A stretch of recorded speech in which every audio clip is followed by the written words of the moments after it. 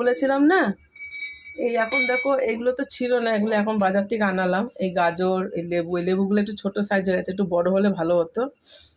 যাই হোক, এই লেবু দিয়ে চলে যাবে।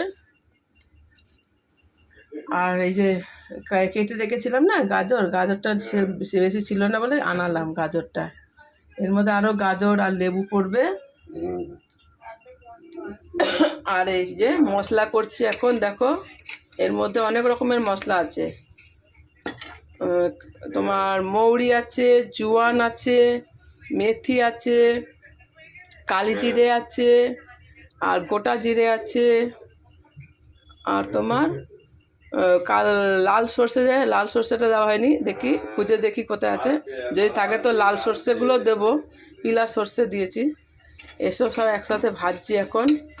জোয়ানটাও বেশি করে দিয়েছি, আর জোয়ানটা আর মৌরিটাও বেশি করে দিয়েছি। দেখো এগুলো এখন ভাজাভুজি হোক, হালকা হালকা লাল লাল করে ভাজা হবে। ঠান্ডা হলে আমি এটা শিলে বাটবো না, এটা মিক্সচার মেশিনে আমি বেটে নেব।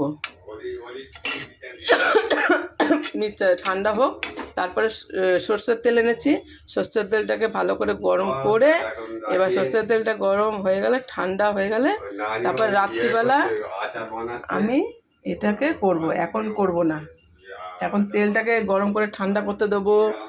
আমার এই মশলাটাকে ঠান্ডা করব, তারপরে ঠান্ডা হলে মশলাটাকে মিক্সচার মেশিনে পেস্ট করব।